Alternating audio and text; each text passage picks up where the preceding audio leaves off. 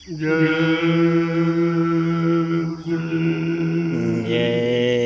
गुरुदेव। जय गुरुदेव। जय गुरुदेव। प्रभु का प्रभु का प्रभु का जय गुरुदेव। परमार्थी सत्संग सेवा कर रहे सभी भी सत्संगी ध्यान से सुने। ये सेवा सबसे महत्वपूर्ण है। जिनको बीमारी से बचना है और भजन में मन लगे, उनको सेवा लगन के साथ करेंगे। बगैर सेवा के न बीमारी जाएगी न मन तुम्हारा भजन में लगेगी। तो सेवा में तुम लापरवाही करके हो तभी तुम्हारा भजन नहीं मिलता है, तुम्हारे शरीर की बीमारियां नहीं जाती। सेवा करोगे शरीर से पसीना जो खून को साफ कर गंदगी निकल जाएगी, बीमारी खत्म हो जाएगी।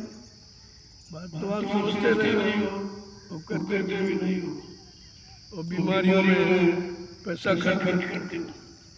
यहाँ तो ऐसी दवा है सेवा जिसमें कोई पैसा नहीं लगना, लेकिन जब समझ में आ जाए तो मैंने इसीलिए सब प्रेमियों से कहा, कोई भी किसी विभाग में काम कर रहा हो, यहाँ कोई सेवा कर रहा हो, लेकिन परमार्थी श्रमदान सेवा अवश्य करके। अगर भजन बनाना है तो जीवात्मा का कल्याण करना है तो सेवा अनिवार्य सब की।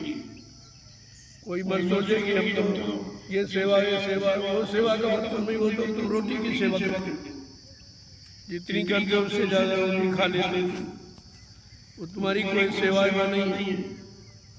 सेवा ये है जिससे खेत में जिससे रोटी तैयार होती है, हजारों पे भी खाए तुम भी खाते हो, ये सेवा मानते। इसीलिए सेवा को परमार्थी संतान सेवा का रूप दिया गया और सब प्रेमियों को चाहिए कि लगन के साथ। जो लोग अभी तक नहीं सेवा की है तत्काल आ जाइए, आप देर मत करो। बीमारियां बहुत दूर से आने वाली हैं, लड़ाई झगड़े बहुत बढ़ने वाले हैं, प्राकृतिक दुर्घटनाएं बहुत होने वाली है। अगर इनसे बचना चाहते हो अब भी आप जागोगे तो होश में आ जाओ, परमार्थी संनाम से आपका बचाव हो जाए। जो भी प्रेमी अंदर बाहर आ जाए, और अभी एक घंटे की सेवा है आगे के कल सुबह फिर आपको मैं चाहता हूँ कि सेवा करके अपना कमाना लो, सेवा करके बीमारियों से छुटकारा लो, लेकिन मेरी बात सुनते ही नहीं हो, समझते नहीं हो और करते नहीं हो, आप परेशान देते हो। तो यहाँ सब शिकायत, कोई बीमारी बता रहा, कोई झगड़ा बता रहा, कोई कुछ कह रहा, कुछ हम कह रहे हैं वो तो सुनते नहीं, तुम अपनी यहाँ सुनाने आते हो, तो तुम्हारे सुनाने से कोई काम बनेगा नहीं। जो कहा जा रहा बताया जा रहा उसको समझो और करो, ये सब काम तुम्हारा बिगड़ा बन जाएगा। बगैर सेवा के तुम कुछ कर ही नहीं सकते। कलयुग में सेवा प्रधान है, क्योंकि भजन तुम्हारे बस का नहीं, सत्संग तुम्हें याद रहता नहीं, और कोई सेवा तुम कर सकते नहीं हो। लेकिन परमार्थी संतान सेवा ये गरीब अमीर छोटे बड़े स्त्री पुरुष सभी कर सकते। इसलिए ऐसी सेवाओं का चुनाव किया जाता है जिससे सहज में करके उसका लाभ प्राप्त कर लेंगे। चलो प्रेमियों जल्दी चलो, 1 घंटे का समय रह गया। अभी तो मैं यही बैठा हूँ, मैं यही देखता हूँ कि तुम्हें आदेश सुनाई ही नहीं देता, तुमको संदेश सुनाई नहीं देता, तो फिर तुम ठीक कभी नहीं। कितनी दवा खाओ, कितने डॉक्टर के दरवाजे खटखटाओ, एक बीमारी नहीं जाने वाली और हजारों बीमारियां तुम्हारे घर में आने के लिए तैयार खड़ी है। इसलिए अगर बचना चाहते हो तो अभी परमार्थी सेवा में आ जाओ और लग जाओ, अपना काम बना लो। जय गुरुदेव। जय गुरुदेव। परमार्थी सिद्धांत सेवा ये संत मत के प्रेमियों के लिए एक वरदान है, एक आशीर्वाद है, क्योंकि इसके सिवा तो कुछ नहीं कर सकते नहीं, और इस सेवा का महत्व कोई नहीं जानता। इतने धार्मिक संप्रदाय हैं, इतने और व्यवस्थाएं लोगों ने बना रखी हैं, लेकिन बीमारी से कोई बच नहीं रहा, झगड़ों से कोई अलग नहीं हो रहा, दुर्घटनाओं से सुरक्षा नहीं हो पा रही। इस पर भी आपको विचार करना चाहिए कि आखिरकार जय गुरुदेव सतगुरु धाम में परमार्थी श्रमदान सेवा का विधान क्यों रखा गया, ध्यान में रखिए। ये जय गुरुदेव आध्यात्मिक गुरुद्वारा सतगुरु धाम नैमिषारण्य सीतापुर में ये परमार्थी श्रमदान सेवा क्यों रखी जा रही है, और सब देश के सभी प्रेमियों को ये सूचना दी जा रही कि आगे का समय बहुत खराब, अगर उस खराब समय से बचना चाहते हो तो अभी दौड़ के आ जाओ, परमार्थी सेवा करके उन बीमारियों से, दुर्घटनाओं से अपना बचाव कर लो। बाद में आप मैं कोई शिकायत करने वाला नहीं, मैंने पहले आपको बता दिया। जय गुरुदेव। गुरु भक्तों के जागे बाहर जिन्हें गुरु सेवा मिली, इतना बड़ा महत्व जिसने पाया है गुरु आदेश यानी सेवा कर ही पाया। कलयुग में सेवा ही भक्ति है, सेवा ही जीवन है, और सेवा ही परमात्मा की भूमिका है। आपको इसीलिए परमात्मा सेवा में दिया गया। इसमें बूढ़े बुजुर्ग, अच्छे बच्चे, छोटे बड़े, गरीब अमीर, पढ़े लिखे अनपढ़, स्त्री पुरुष सब करके इसका लाभ प्राप्त करते हैं। इस सेवा में कोई खर्चा नहीं है, और लाभ कितना बड़ा, जहाँ जहाँ खर्चा कर रहे हो सारे खर्च तुम्हारे बच जाएंगे। अगर समझ लोगे तो न तुम जाने तुम्हारा काम जाने। हम शिकायत करने वाले नहीं, हम सब पहले ही आपको बता देंगे कि बीमारी किस कारण आ रही, तुम्हारा घर क्यों नहीं छूट रही, दुर्घटनाएं क्यों बढ़ रही हैं, क्योंकि आप शरीर से जो पाप किए हैं उन पापों का निदान समाधान तुम्हारे पास नहीं है। उसके लिए सत्य महापुरुषों ने जो आधार बनाया है वो आधार है परमार्थी श्रमदान सेवा का, और इसमें कोई खर्चा नहीं, एक पैसे की। कैसी सरल सेवा संत महात्माओं ने जीवों के कल्याण के लिए रखी है कि एक पैसा भी आपका खर्च नहीं। आओ और परमार्थी श्रमदान सेवा करके अपना भाग्य जगाओ, बीमारियों से फुर्सत पाओ, जीवात्मा का कल्याण कराओ, पाप कर्मों में माफी मिल जाए। इससे बड़ा लाभ और किसी मत संप्रदाय में नहीं मिलेगा, और न ये कोई दावा करवा, न कहीं परमार्थी सेवा का विधान है। आपको तो सोचना चाहिए। चलो प्रेमियों जल्दी चलो, देर मत करो, 1 घंटे का समय रहेगा। अब 20 दिन शामिल शरीक हो जाओ। जितने दिन सेवा चलती है उसमें आपकी गैरहाजिरी नहीं होनी चाहिए। थोड़ा बहुत समझ लो, कोई 1 घंटा, कोई 2 घंटा, कोई 3 घंटे, कोई जैसे हो, जो शक्ति सामर्थ्य है उसके अनुसार सेवा करो। आपको थोड़ी कहा जा रहा है कि तुम रात में सेवा करो, समय निर्धारित है, सुबह है, दोपहर है, शाम है, किसी में शामिल हो जाओ, अपना काम बना लो। ये आपकी सबसे बड़ी भक्ति है। भक्ति का मतलब आदेश पालन। भक्ति मतलब कोई छापा तिलक जरूर चंदन मंगल लगाना नहीं है, कोई अत्तर पत्थर कागज कैलेंडर की पूजा, ये भक्ति नहीं है। ये तो जड़ भक्ति है, अंध भक्ति है, जिसको देखा नहीं भक्ति माने सेवा। अगर देखा नहीं, कोई सामने नहीं, कोई मिला नहीं, तो सेवा किसकी करोगे। इसलिए संत मत में चेतन सेवा, जड़ सेवा नहीं।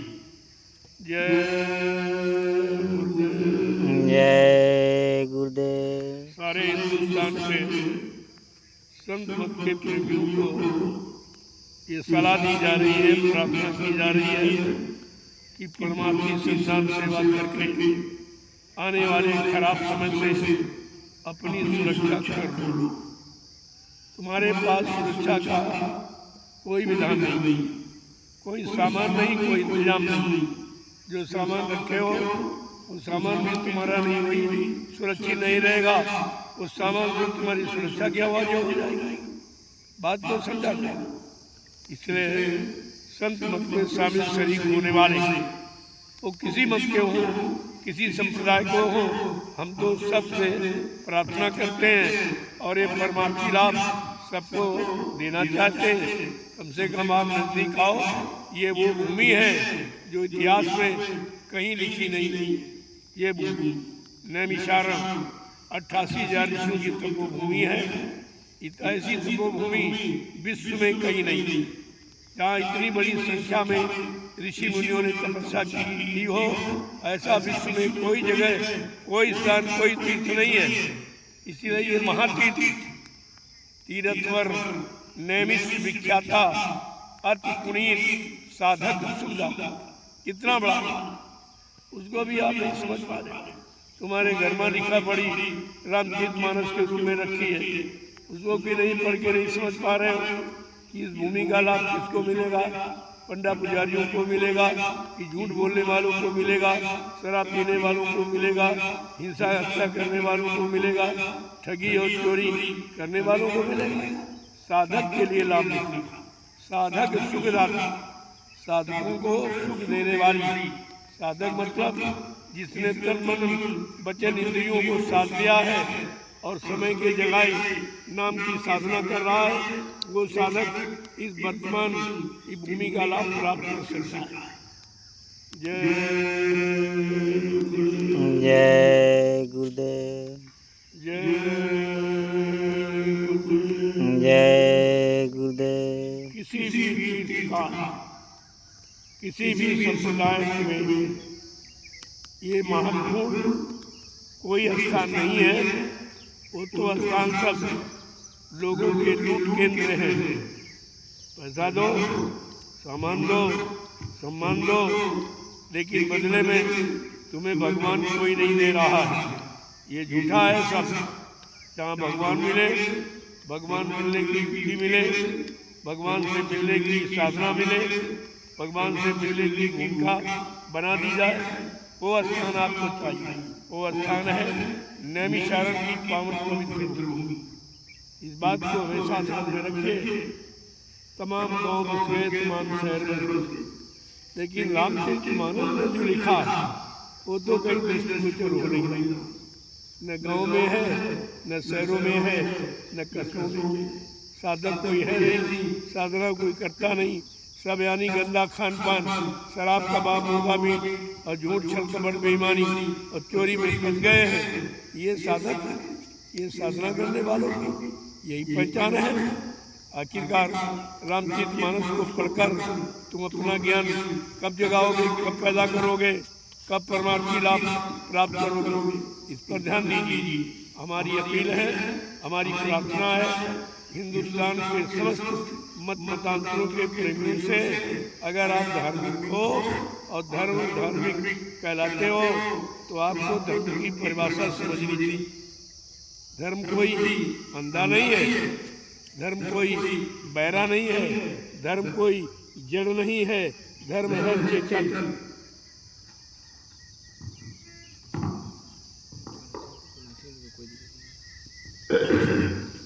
इसलिए हमेशा ध्यान रखिए। इतना सरल तरीका कलयुग में संत महापुरुषों ने रखा है जो आपको कहीं नहीं मिलेंगे। कहीं कोई दक्षिणा नहीं, कोई पैसा नहीं, कोई सामान नहीं, किसी तरह का। और लाभ इतना बड़ा, देने वाला कभी लेता नहीं है। अगर लेगा तो दे नहीं सकता, क्योंकि देने वाला दाता होता है और लेने वाला भिखारी होता है। हमेशा इस बात का ध्यान रखें। लेने वाला कभी दाता नहीं, भिखारी। इन भिखारियों से उम्मीद कर रहे हो कि कुछ मिल जाएगा। भिखारी बात होता तो तुमसे क्यों मांगो? जो तुम्हारे ऊपर आधारित है, उससे तुम मुक्ति मांग रहे हो, लाभ मांग रहे हो, परमात्मा मांग रहे हो, वहाँ ये चीज कहाँ, वो तो मिलेगी 88,000 ईश्वर की तपोभूमि नैमिषारण्य और स्थान है जय गुरुदेव आध्यात्मिक गुरुद्वारा सतगुरुधाम नैमिषारण्य सीतापुर उत्तर प्रदेश। ये स्थान चर्चित और रामचरित मानस के अनुसार मैंने इस स्थान का किया। इस स्थान को जगह भी लिखा है कि रामचरित मानस सिद्ध हो जाए, वो जो लिखा है संतों ने, संतवाणी सिद्ध हो जाए, उसका लाभ मिल जाएगा तो आपकी समझ में सब आ जाएगा। जय गुरुदेव, जय गुरुदेव, प्रभु का, प्रभु का, जय गुरुदेव। जो समय से जाग गया परमात्मा की सेवा करने के लिए। बाकी ये पैसे वाला, ये धन वाला, पद वाला, ये भाग्यशाली नहीं है। ये तो तुम्हारा दुर्भाग्य है कि आप परमात्मा से अलग खड़े, अच्छी भूमिका, अच्छी व्यवस्था से अलग खड़े हो कि आत्मा का कल्याण कैसे होगा, उससे तुम लाखों को दूर होते चले जा रहे हो। जब तक संतों के करीब नहीं आओगे, संतों के परमार्थी विचार नहीं सुनोगे, तब तक तुम्हारी समझ में कुछ नहीं। ये तो जड़ पूजा करते करते कितने जीवन आपने निकाल दिए।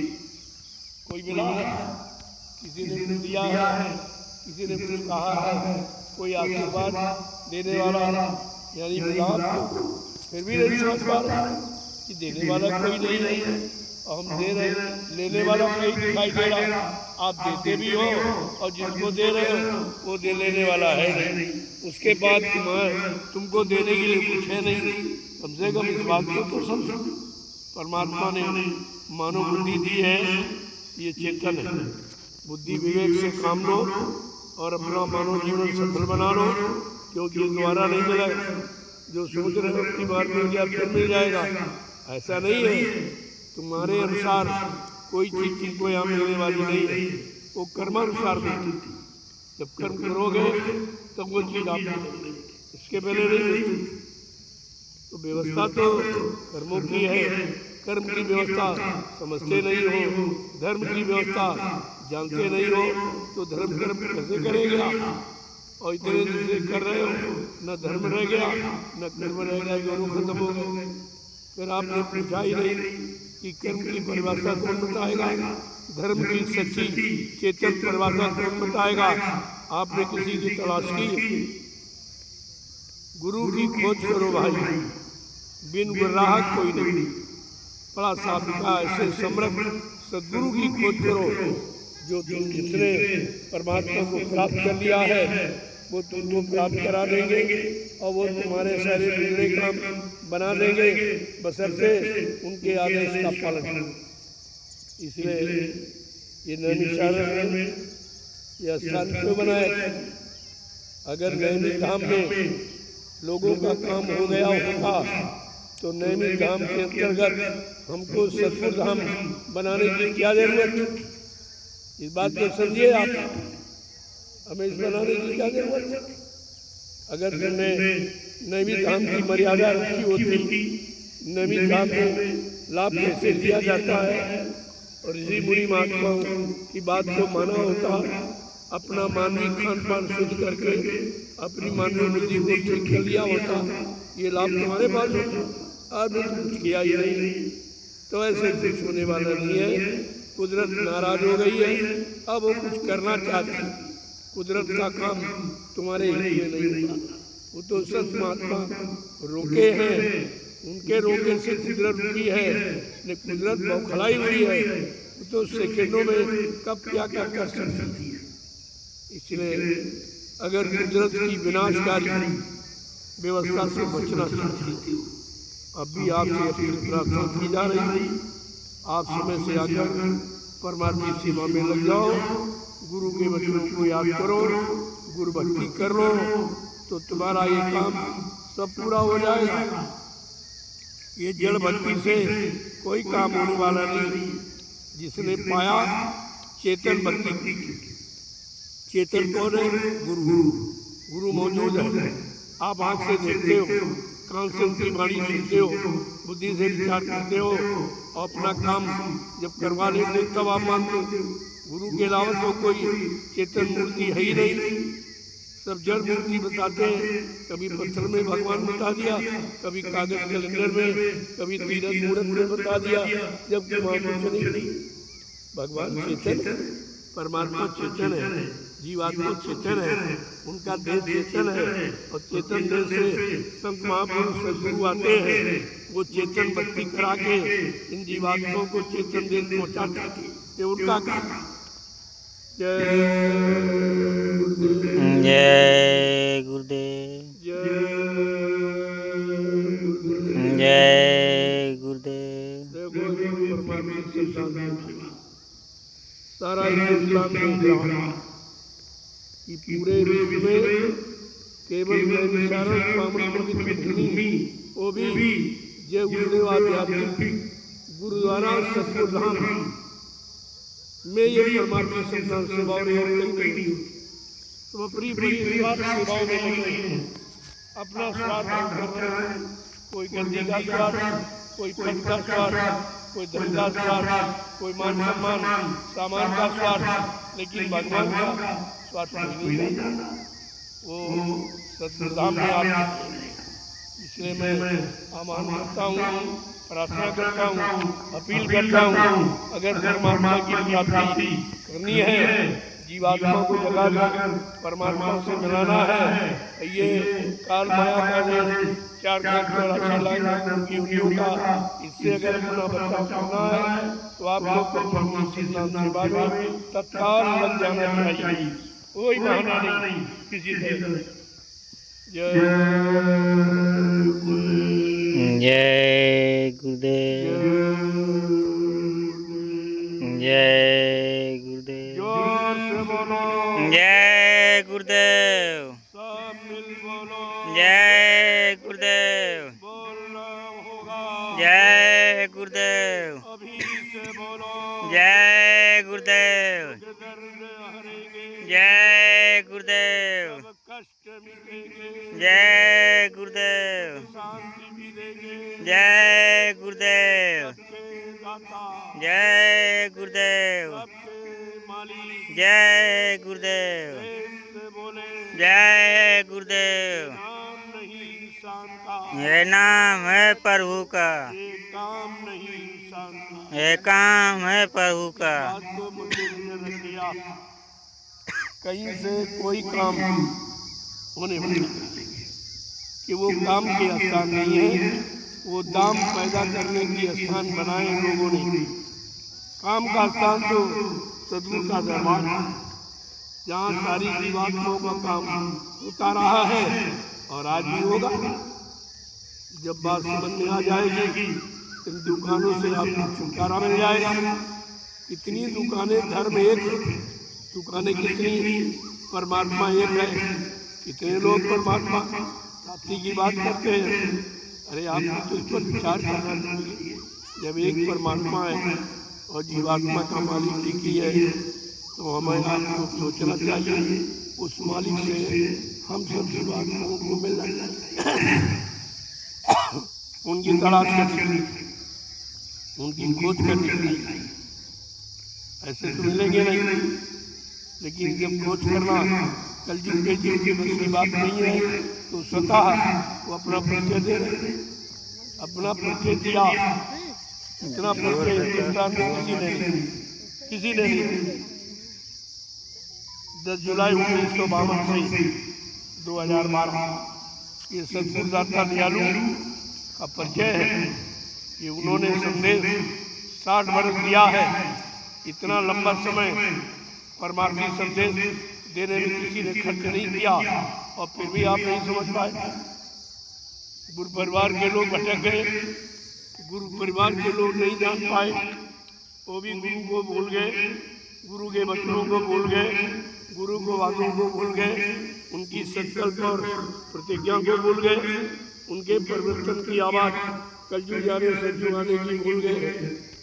ऐसी भूल भुलैया में आप अपना कुछ काम कर नहीं सकते। इसलिए मैं अंतिम शब्दों में संपूर्ण हिंदुस्तान के समस्त मत मतांतरों से, धर्मानुयायियों से मैं प्रार्थना अपील करूँगा कि अपनी चेतन की आत्मा के बारे में सोचो।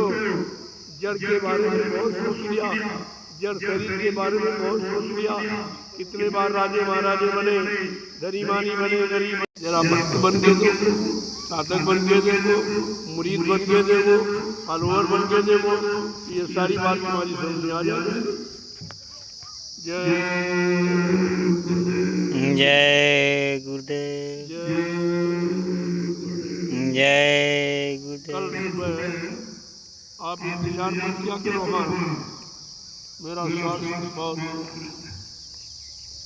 ऐसे खराब में कोई आता नहीं, लेकिन फिर भी मैं आपकी सेवा में आ जाऊँ, आपके साथ हूँ और चाहता हूँ कि आपका काम हो जाए जितनी जल्दी। पता नहीं शरीर रहे न रहे, क्योंकि शरीर का तो जाने का समय है, वो तो जाएगा, उसे कोई नहीं रोक पाएगा। लेकिन अगर शरीर से काम ले लिया जाए, यही बुद्धिमानी है और यही मानव जीवन सार्थक बनाने का विषय आपका समझना चाहिए।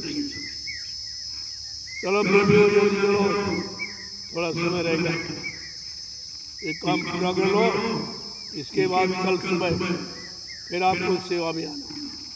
ये अच्छा मौका मिल गया, नहीं ये सेवा कहीं है नहीं, दुनिया में कहीं चले जाओ, जो धर्म के नाम पर तमाम दुकानें खोल रखी, लेकिन सेवा कहीं नहीं, और बिना सेवा के कुछ होगा नहीं। सेवा का काम कहीं नहीं, आपको कहीं नहीं। दुकानें केवल खुली वो दुकानों पर पैसा देकर सामान मिलेगा।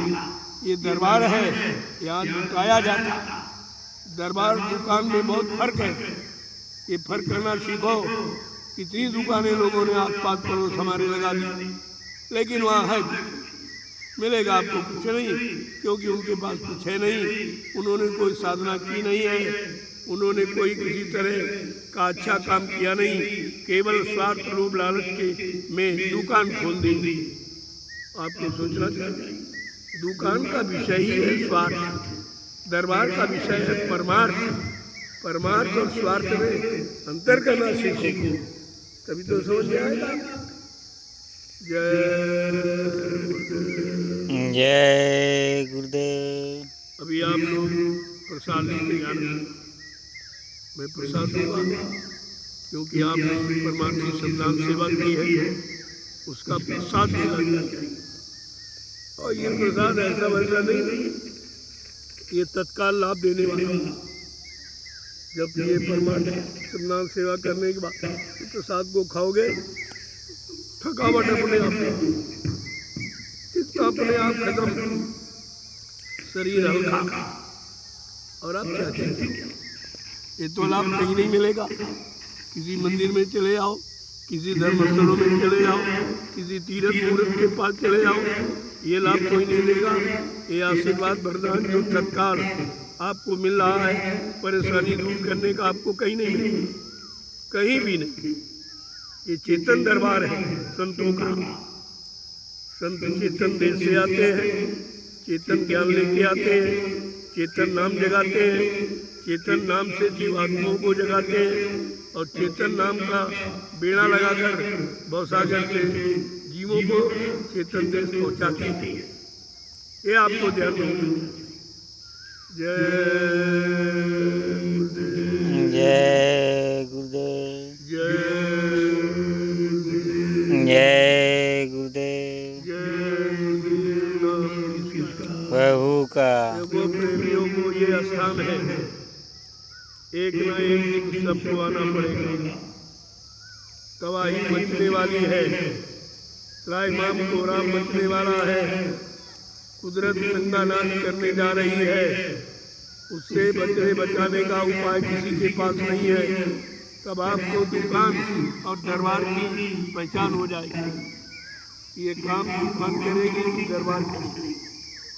उन दुकान वालों को भी समझ में आ जाएगा कि आपने जीवों के साथ कितना गलत किया, कितना आपने इनको बहकाया है, भरमाया है। खुद बहके भरमे हो, कितने जीवों को बहका, तो इसका खामियाजा आपको भुगतना पड़ेगा।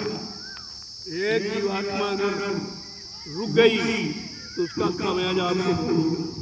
अगर एक जीवात्मा संतों के संदेश, संतों की आत्मकर्मी आत्मिक पूजा से अगर जाग गई तो ये कितना बड़ा लाभ है। करोड़ों यज्ञों के समान फल, कितना बड़ा लाभ है। अब ये बात तुम्हारी समझ में क्यों नहीं आ रही?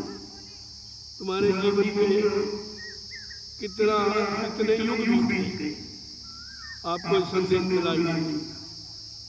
संदेश मिला नहीं, कहीं लिखा पड़ी है नहीं, तो आप जानोगे कैसे? तुम पिछले युग की कहानियों को पढ़ते हो, पिछले युग की जल पूजा को करते हो, और उनको उस समय जिन्होंने किया उनको नहीं मिला तो तुम्हें कहाँ से मिल जाएगा?